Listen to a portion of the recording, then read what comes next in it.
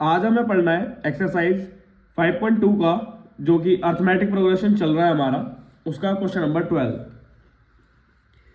क्या पूछा हुआ है, क्या दिया हुआ है, पहले उस पर बात कर लेते हैं। उसमें बोला हुआ है कि दो एपी हैं जिसका कॉमन डिफरेंस जो है वो सेम है। ठीक है, कॉमन डिफरेंस क्या है? सेम है। मतलब मान लो एक एपी है ये और दूसरी एपी है ये, इसका कॉमन डिफरेंस कितना है? 3, और इसका भी कितना है? 3। तो ऐसे दो एपी हैं जिसका कॉमन डिफरेंस क्या है? सेम है। ठीक है, द डिफरेंस बिटवीन इसकी जो जैसे इसमें कितनी टर्म्स है? 4 ऐसी जब ये आगे बढ़ती जाएगी और 100वीं टर्म आएगी इसमें, जब इसकी 100वीं टर्म आएगी इस वाली एपी की और 100वीं टर्म आएगी इस वाली एपी की, तो दे रखा है कि इनका जो बीच का गैप है वो कितना है? 100 है। कितना गैप है? 100 है। तो कहता है अगर इसको और आगे तक बढ़ाया जाए और हमारे पास आ जाए इसकी पहली वाली की 1000 टर्म और दूसरी वाली की 1000 टर्म, तो ये पूछा कि इनका गैप कितना होगा। मतलब दो एपी है जिनका गैप सेम है, इनकी जो 100वीं टर्म है इनका गैप 100 है, तो पूछा है इन्हीं की 1000 वाली जो वो होगी टर्म होगी उसका गैप कितना होगा। ये है क्वेश्चन। ठीक है, तो शुरू करते हैं। देखो, जो पहली वाली एपी है उसमें मैं स्मॉल लिख रहा हूं और बाद वाली जो एपी है उसमें मैं कैपिटल में लिख रहा हूं। ठीक है, ताकि थोड़ा सा हमें फर्क पता रहे। उसने बोला है कि दोनों की जो 100 टर्म्स है उनका डिफरेंस कितना है? 100। मतलब कि पहली वाली एपी और दूसरी वाली एपी के जो 100 टर्म है उनका डिफरेंस कितना है? 100।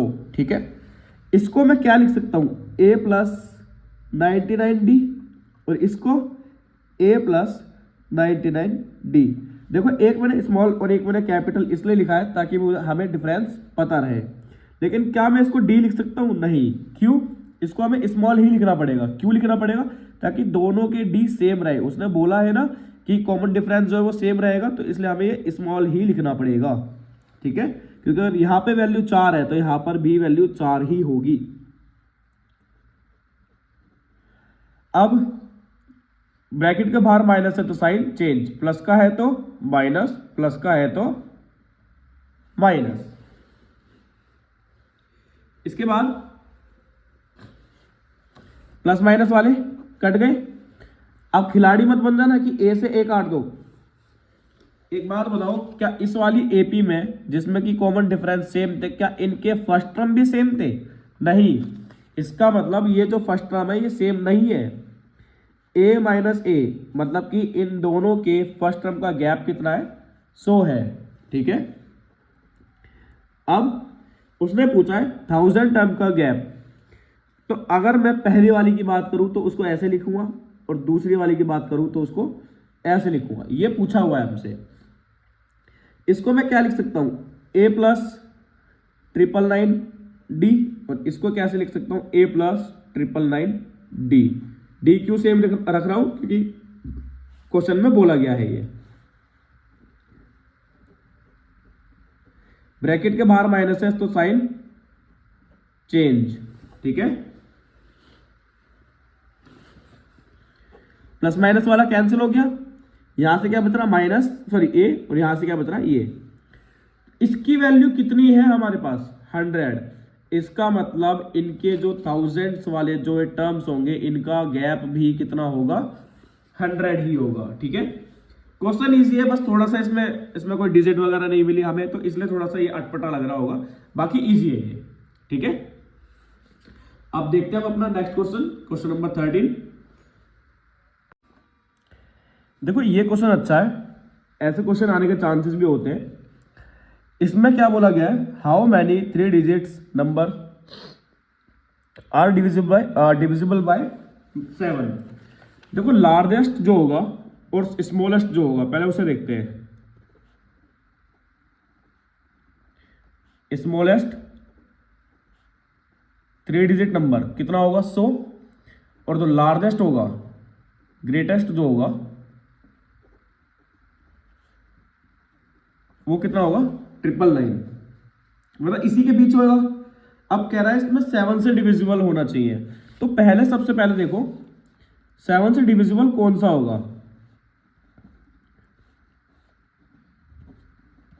देखो 14 बार में पूरा चला गया, कितना कटा 98। अगर आप ये दो माइनस कर दोगे तो कितना बचेगा 96। लेकिन हमें क्या 2 डिजिट का चाहिए, नहीं हमें 3 डिजिट का चाहिए। देखो यहां तक तो डिविजिबल है और 7 से डिविजिबल होना चाहिए, तो इसलिए हम 7 जोड़ देंगे तो कितना आ जाएगा 105। क्योंकि 7 से डिविजिबल होना चाहिए इसलिए आप 7 7 7 7 जोड़ते चले जाएंगे हम इसमें, ठीक है।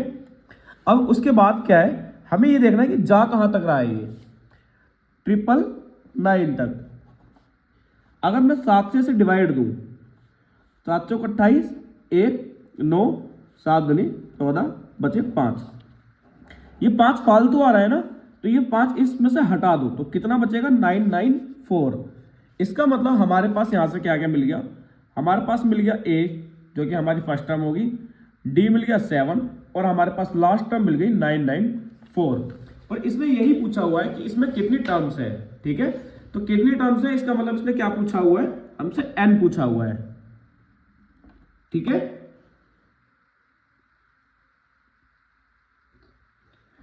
तो शुरू करते हैं, सिंपल सा है, सिर्फ हमें एक लास्ट टर्म का फॉर्मूला लगाना है।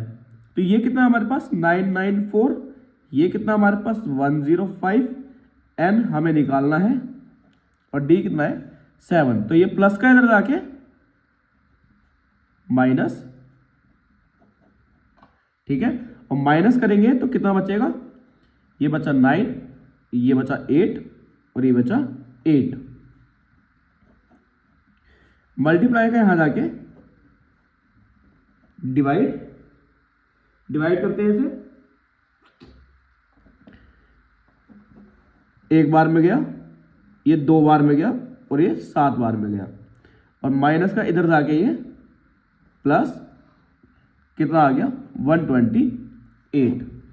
इसका मतलब उसने पूछा था कि कितने टर्म्स ऐसे हैं जो कि 3 डिजिट के हैं और 7 से डिविजिबल है। तो इसके मतलब ऐसी कितनी संख्या है, ऐसी 128 संख्या है जो कि 3 डिजिट की है और साथ ही साथ वो 7 के टेबल से डिवाइड हो सकती है, ठीक है। यहां तक समझ में आया।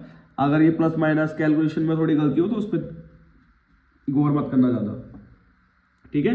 कॉन्सेप्ट यही है, क्वेश्चन ऐसे बनने के बहुत चांसेस होते हैं, ठीक है। अभी तक जो हम क्वेश्चंस पढ़ रहे हैं ये सिर्फ और सिर्फ हमारा बेसिक स्ट्रॉन्ग कर रहे हैं, ठीक है। और जो अब हम पढ़ रहे हैं यहां से, ये क्या है, ये क्वेश्चंस ऐसे क्वेश्चंस हैं जो कि इंपॉर्टेंट है, जो कि आने लायक है एग्जाम में, ठीक है। तो इसी के साथ हमारा ये होता है कंप्लीट।